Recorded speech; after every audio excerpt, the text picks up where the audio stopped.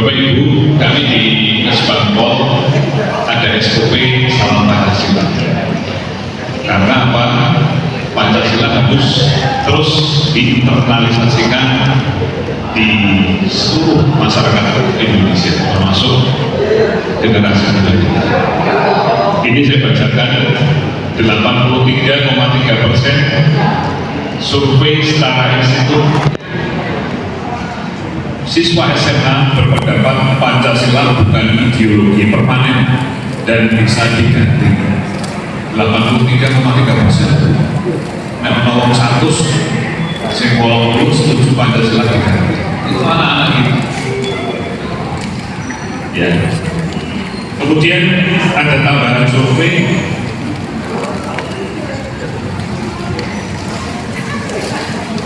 mengungkapkan bahwa peningkatan jumlah siswa dengan pandangan intoleran aktif di sekolah menengah atas atau sederajat, dan ada unsur data 56% siswa menyatakan setuju penerapan syariat Islam. Di Pancasila itu dianggap tidak permanen. Jadi bukan dasar negara, sewaktu bisa diganti. Karena apa? Pengaruh media sosial. Ya, sehingga kita perlu selalu menyuarakan salam Pancasila. Kalau Bapak Ibu, saya yakin kita sudah mantap ya, sudah memahami bagaimana perjuangan pendahulu kita. Tapi anak-anak kita kan masih perlu pembinaan. Ini survei setara institut tahun 2023. Dan Bapak Ibu, hari ini siang hari ini saya akan menambahkan materi dari Pak Febri dan Pak Hafiz yang insya Allah ini berbasis visi-misi pemerintah Kota Semarang, visi-misinya buat. Kalau tadi Pak Febri memberikan banyak motivasi untuk ikut berpartisipasi di kebijakan pemerintah kota, kemudian Pak Hafiz khusus menyoroti operasional RT RW. Saya mencoba akan menjelaskan tahapan-tahapan prioritas pembangunan Ibu Wali Kota Semarang dan Pak Wakil 5 tahun ke depan. Saya mau tanya Bapak Ibu yang di LPMK, ada yang jabat di LPMK? Yang Pak RT, Pak RW? Ini banyak sedulur-sedulur saya yang sudah kenal ke Pak Wibu. Banyak. Pak RT? Ada? Pak RW? Saya lihat banyak tokoh-tokoh masyarakat. Bapak Ibu, sekaligus perkenalan, saya Bapak Rono-Sinto, Kepala Badan Kesbangpol Kota Semarang yang baru 5 hari. Sebelumnya saya di Dinas Pendidikan Kota Semarang yang 2,5 tahun. Alhamdulillah kemarin diberikan tugas 2 kali, tugas baru ya, di Badan Persatuan Bangsa dan Politik Nasional. Ya, kalau kemarin ngurusi siswa dan guru, ya sekarang saya harus banyak berinteraksi dengan Forkopim dan Pak Kapolres, Pak Kejari, Pak Danhana dan sebagainya, termasuk dengan tokoh-tokoh masyarakat, baik itu tokoh agama, tokoh politik, ya, tokoh lingkungan dan sebagainya. Ya, dalam rangka untuk menciptakan ketertiban sosial yang ada di Kota Semarang, menciptakan kesatuan bangsa dan politik yang ada di Kota Semarang. Ini saya baru saja bilang, Pak, besok ada rencana demo hari ini. Tapi alhamdulillah di WA lagi, alhamdulillah batal Pak. Kalau batal itu plus, karena tugas kami itu Bapak Ibu. Ya, boleh menyuarakan aspirasi, boleh demo, tapi harus bijaksana. Ya, tidak boleh anarkis, tidak boleh rusak. Kalau sudah demo, kantor pemerintah dibakar, taman dirusak, yang penting siapa? Rakyat. Saya kudune bisa untuk modal UMKM, ya, harus dialihkan lagi untuk bangun taman, bangun pemerintah. Bayangkan saya bangun gedung itu pasti antara 5 sampai 7 M. Ya, kudune bisa untuk modal usaha. harus dialihkan lagi untuk bangun kantor pemerintah kota. Nah ini yang perlu kita edukasi. Ya. Bapak Ibu, ini saya ada beberapa materi, insya Allah tidak banyak, yang saya perlu tambahkan sepertinya dari paparannya Pak Febi dan Pak Hafiz. Silakan. Nah, tadi beliau berdua belum menyinggung visi-misi pemerintah Kota Semarang 5 tahun ke depan. Saya yakin Bapak Ibu sepertinya sudah baca, sudah pelajari. Yang belum ini saya jelaskan. Nah ini Bapak Ibu, visi-misi Kota Semarang, Bu Wali, Pak Wakil ini ingin menjadikan Kota Semarang sebagai pusat ekonomi yang maju, yang adil, ya, yang lestari berkelanjutan. Jadi visi-visi ini harapan Bu Wali nanti bisa dilanjutkan di era pemerintahan berikutnya, ya, termasuk membangun kota yang inklusif, kota yang bisa memberikan kesetaraan buat semua warga kotanya. Pelayanan tidak hanya diberikan untuk masyarakat yang normal misalnya, tapi bagaimana Bu Wali, Pak Wakil ini juga bisa memberikan pelayanan untuk warganya yang penyandang disabilitas. Ya, trotoar diberikan jalur untuk tunanetra. Ya, kemudian toilet dengan fasilitas untuk masyarakat penyandang disabilitas, penyelenggaraan sekolah inklusi. Jadi akan dibuat kebijakan-kebijakan yang mengarah ke sana. Nah ini visi-visinya ada 7 Bapak Ibu, ada pendidikan, kesehatan, kemudian pangan, ya, ada perekonomian, infrastruktur, kualitas lingkungan dan pelayanan publik.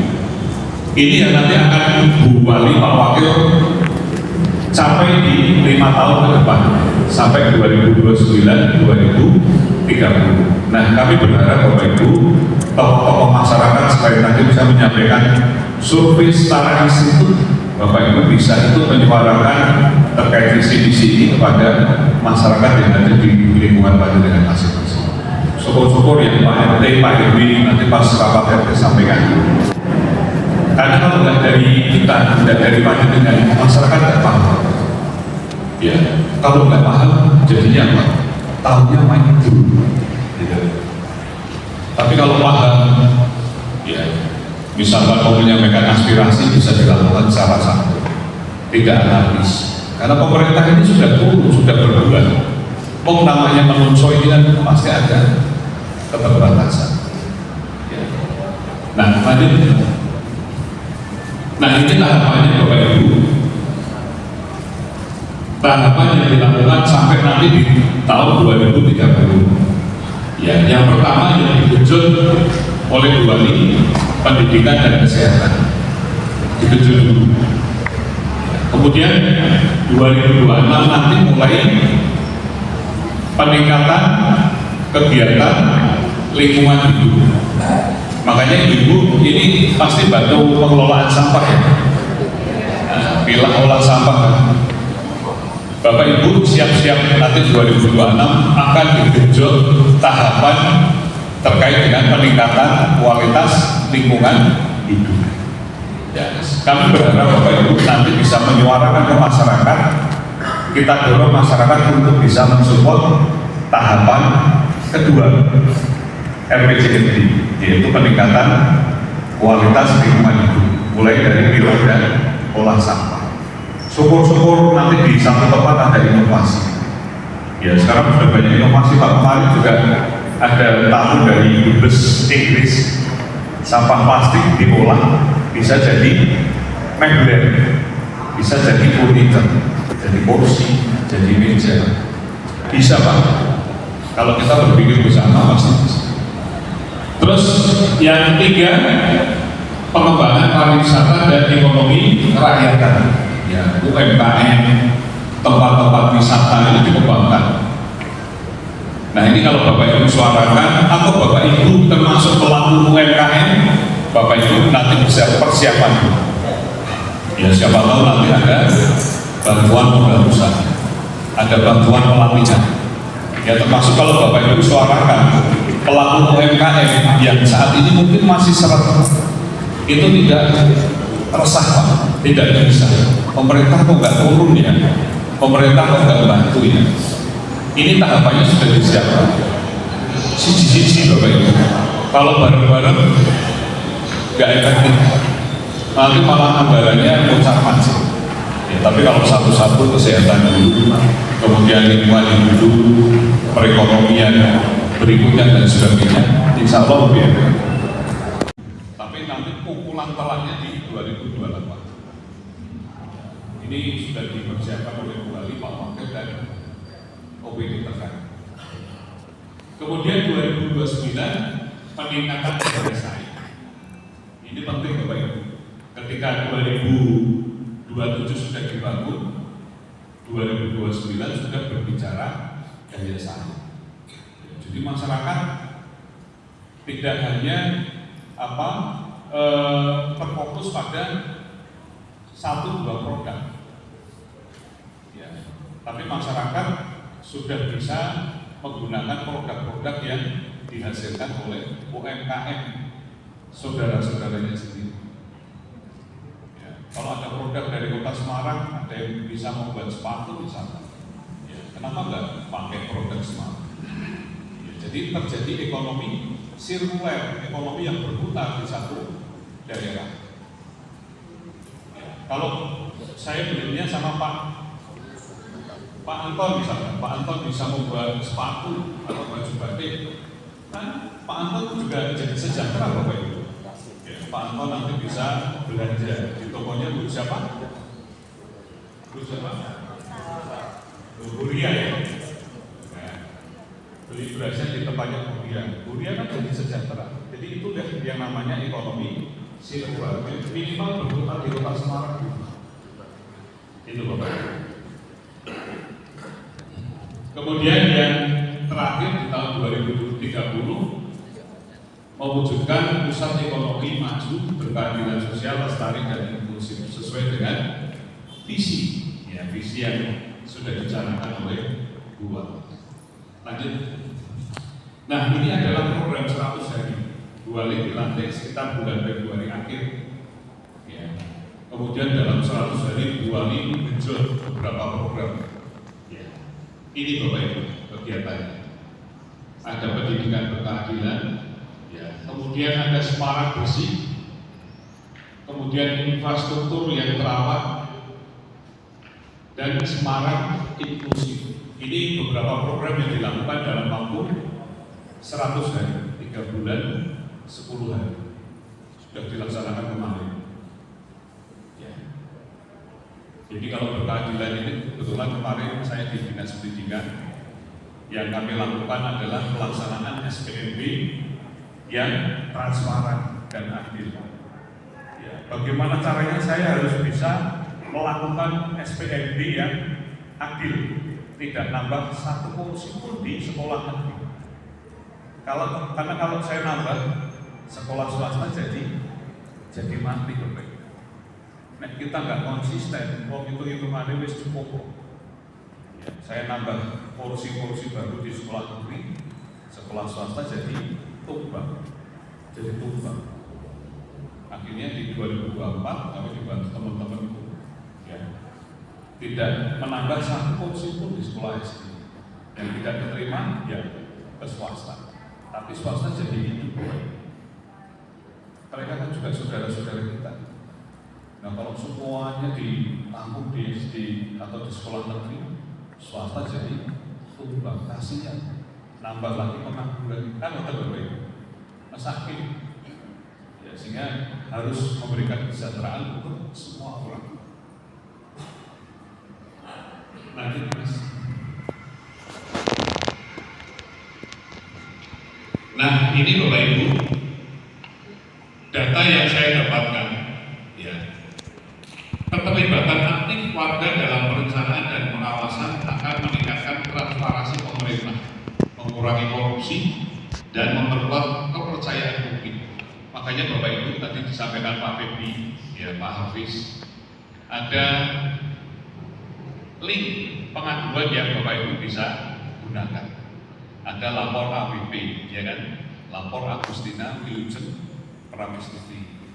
Ya, ada akun-akun media sosial yang dikelola pemerintah kota maupun OPD. Kalau ada pelayanan yang kurang baik, aku mengakses pelayanan di Kesbangpol Suryo. Ya, aku mengakses di DPM PTSP lama. Panjenengan bisa adukan. Apakah boleh Pak? Boleh. Karena ini Bapak Ibu, keterlibatan anti panjenengan ini bisa meningkatkan transparansi pemerintah. Saya ini di Dinas Pendidikan sering kali dapat surat, Pak mohon informasi tentang ini. Tapi jangan ini apa? Kalau sering ditanya seperti itu, jadi pembelajaran buat kami supaya kami lebih profesional. Ya. Kemudian mengurangi korupsi dan memperkuat kepercayaan publik. Ya, Bapak Ibu, saya di Dinas Pendidikan mengadakan forum kopi bareng. Kemarin saya diundang di Jakarta, Kementerian Pendidikan Dasar dan Menengah bersama KPK, Bariswi. Kemudian berikutnya diundang BPPMD Jawa Barat untuk cerita, kok iso Pak Semarang orang nambah korupsi pas PPDB, padahal di kota gede, sing titipan masih banyak. Yo, pertanyaan kami hanya itu, kok iso yo? Karena apa Bapak Ibu? Kami alhamdulillah bisa membangun kepercayaan publik. Saya ngadakan ngopi bareng tiap bulan. Ya, ada ombudsman, ada dari Pak Bimban, kepala sekolah swasta. Mohon maaf saya itu supaya Pak Pustiono, Pak Pus ini aktif. Ya. Saya undang ombudsman Pak, tiap bulan saya undang. Ya, ombudsman ini kan lembaga yang mengawasi kualitas pelayanan publik. Tiap bulan saya undang Pak. Saya undang Polres Tabes, undang Kejari, undang LSMH. Tiap hari, tiap bulan kumpul. Ya, bulan pertama, kedua, saya sudah prediksi siapa bisa ini. Pak Bambang kurang ini, terus dikurang turun, kurang terus. Ya, tapi di bulan keempat, bulan kelima sudah muncul kepercayaan publik. Kuncinya di komunikasi Pak. Nah, ketika kami bicara SPMB dibantu Pak Pus, bagaimana kita akan SPMB tidak nambah kursi di SD? Sepakat. Di situ Dewan dengar, aparat penegak hukum dengar. Akhirnya menjadi referensi untuk kami tuangkan di peraturan wali kota. Kami tanda tangan baru Pak. Tidak nambah kursi, ya sesuai kuota yang diajukan ke kementerian. Akhirnya Pak, jadi pegangan kami Pak. Kami tidak berani nambah satu kursi pun. Walaupun dihajar sana sini, terus Pak saya bertemu cici tak bisa Pak, bertemu Pak. Saya itu bertemu mau di swasta maupun. Ya, kuncinya di situ Pak. Makanya teman-teman di Jawa Barat, di Jakarta, di Indonesia, pertanyaannya intinya hanya satu, kok iso ya Pak? Kok bisa ya? Bisa Pak, karena saya sudah hitung lulusan TK, SD, masuk di SD dan SMP Kota Semarang, baik negeri maupun swasta cukup. Jadi tidak logis kalau saya nambah kursi atau nambah ruang kelas. Dan alhamdulillah swasta jadi kuncinya di situ. Sampai kemarin pulang bubar itu, saya belum habis pikir Pak, kok iso ya? Aku tuh serang sini, serang sana. Ya sama Pak, maunya itu kuncinya di kepercayaan. Kalau masyarakat sudah percaya, ijazah apapun pasti mau. Gitu Bapak Ibu. Terus, nah ini ada riset yang dilakukan oleh salah satu peneliti tahun 2025 bahwa smart governance, kepemerintahan yang smart, ya, itu mendorong kolaborasi yang efektif antara pemerintah dan masyarakat. Pemerintahan yang cerdas itu sekoyo oposisi. Dulu zaman Orde Baru paradigmanya kan pemerintah adalah pengatur Bapak Ibu. Camat, lurah, wali kota bisa ngatur pokoknya kudu manut. Ini aturanku kudu manut. sekarang paradigmanya sudah berubah. Kalau dulu pemerintahan, sekarang ke pemerintahan. Bedanya apa Pak? Ke pemerintahan itu, pemerintah ini bukan punyanya Bu Wali, Pak Wakil, Pak Bambang. Tapi pemerintahan Kota Semarang ke pemerintahan Kota Semarang ini pilih bersama, sehingga butuh keterlibatan atau partisipasi aktif dari masyarakat. Yang Bapak punya kegiatan NGO LSM itu, Pak Pus punya organisasi, Pak Biobank sekolah itu, berikan suara pada, karena paradigmanya adalah ke pemerintah. Dan smart governance, ke pemerintahan yang cerdas itu butuh keterlibatan. Yang intinya outputnya adalah tadi Pak, trust atau kepercayaan. Masyarakat harus percaya sama pemerintah Kota Semarang, mau diajak apapun siap. Dan orang kalau sudah percaya Pak, mau diajak urunan pun siap. Pak, masyarakat kami itu anggarannya masih kurang, terbatas sekian tahun. Kurang Bu, tapi penting loh Bu untuk kegiatannya. Saya turun. Itu Pak. Ya sehingga perlu keterlibatan aktif dari Bapak Ibu tokoh masyarakat. Ini sudah hasil survei. Lanjut. Nah, ini slide terakhir sepertinya. Strategi meningkatkan partisipasi masyarakat. Bapak Ibu kan rata-rata sudah bawa gadget kan? Masyarakat sudah bawa gadget kan? Ya. Lakukan komunikasi dengan efektif, termasuk komunikasi digital. Saya yakin di grup RT sudah ada, ya. Di RT ada grup WA. Ya. Kemudian musyawarah pergabungan. Bapak Ibu sudah sering rawuh di Musrembang. Nah, lakukan partisipasi. Ya. Bapak Ibu, harapan kami aktif ketika rawuh di kelurahan Musrembang, di kecamatan Musrembang, berikan suaranya. Sekecil apapun unek-uneknya sampaikan. Karena itu akan bermanfaat buat kami Pak. Kalau kami itu tidak diberikan masukan, kayak nggak ditampar Pak. Tapi kalau Pak Pus, teman-teman waktu ngopi bareng itu, Pak Pus itu termasuk kenceng. Ya. Bisi harus gini. Kayak kami kayak ditampar, dibelai. Ya apa masyarakat kita banyak yang punya pemikiran seperti itu. Akhirnya jadi referensi buat semangat kita. Ya. Terus edukasi warga. Nah tadi yang saya maksud, Pak Ibu perlu mengedukasi warga. Nek dibu yo, tapi sing santun yo, ojo perusahaan. Ya. Nek taman urusan, tujuannya anggaran orang dulu bangun taman, jadi bangun taman. Sakit dulu di sing tujuannya itu bantuan modal usaha, jadi tertunda. Itu kalau taman rusak Bapak Ibu, anggaran belum siap untuk menggunakan bantuan tidak terduga. Ya anggaran tidak terduga Pak. Itu kan harus ada penetapan wali kota dulu, penetapan bencana. Dan tanda tangan penetapan bencana itu harus dianalisis dulu Bapak Ibu. Tidak bisa ujuk-ujuk. Karena kalau kepala daerah terlalu ngawur, tiba-tiba membuat SK penetapan bencana, ya bisa dikategorikan merugikan negara. Tidak gampang Bapak Ibu. Bebannya Bu Wali, Pak Wakil berat. Ya. Kemarin Bu Wali tanda tangan penetapan bencana karena hujan berhari-hari, belum banjir, ya. Supaya bisa keluar anggaran tidak terduga, bantuan-bantuan dari masyarakat dibuatkan penetapan bencana. Itu Bapak Ibu. Jadi kalau kita bisa menjelaskan masyarakat seperti itu, insya Allah nanti sebagian masyarakat kita tidak hanya main dulu.